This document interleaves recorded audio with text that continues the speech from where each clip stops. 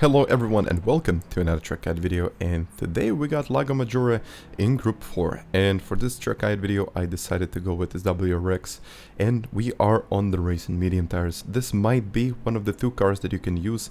You can probably use the Atenza, but I think this car is slightly fastest and it is one of the top, I would say top 9 out of 10 cars in the top 10 list. So I made it up to P7, so this is a top 10 global lap time, and yeah, I hope you will enjoy this video. So without further ado, let's get going.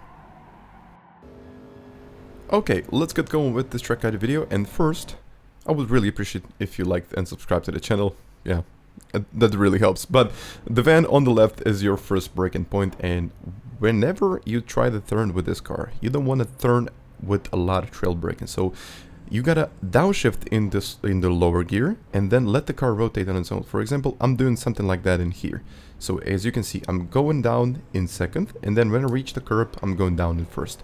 So and back again in second, and really kind of abusing the little bit of a slide of that car. And also here, you gotta be aiming for this point because it's gonna give you a much wider entry.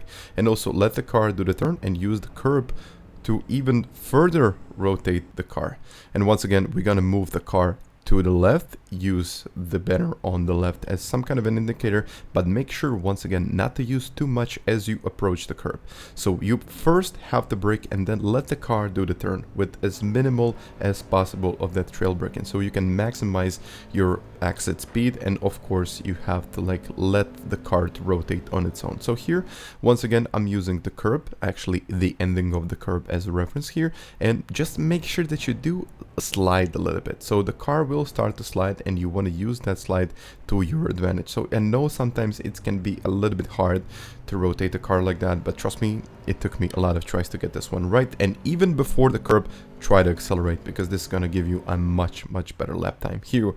Okay, this is a pretty hard braking zone, but for a very short while. So you can see I'm using the fence and then I'm just tapping the brakes, but very hard, but for a very short while, and then turning.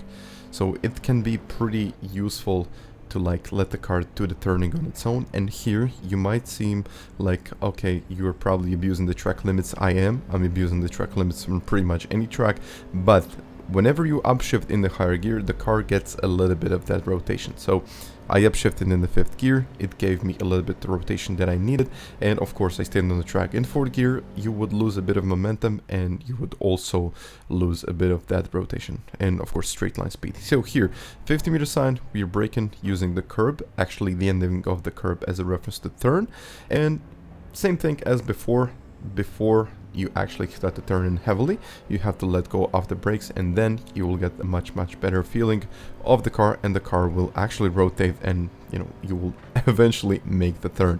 So it's pretty useful. I mean, it's pretty useful, just let the car do the turn. For example, you can see that I made a little mistake here. So this is my only reference that I have in here, but you actually see that I used a little bit more trail braking than I needed, and the car started to slide. So this is a clear example where I lost like a tenth and a half. So you could possibly get an even better lap time, but just just applying those simple principles and getting the lap time down like that. So here we're looking at the end of the curb. I'm letting the car do the turn on its own, not trail braking that much, because when you trail brake, the car understeers. And then when I reach the end of the curve, I just smashed the power down, and this car is unbelievable when it comes to handling and also the straight line speed you're getting out of almost immediately from the car, using the end of the curve right there. And we're gonna go 4th gear, do not downshift in the turn, I think it's a bit too much for the car, and then use as much track as you possibly can up in 4th gear, and upshifting once again in 5th. So this was a 202.772, this got me into the top 10. But also, guys, I really do appreciate when you hit that like button and also subscribe button. I mean, it's pretty good for me, and it really shows a little bit of appreciation that someone actually likes my videos. So yeah, once again, thank you very much for watching this video, and I'll probably post a next guide tomorrow. Thank you very much once again, and have a good day. Bye.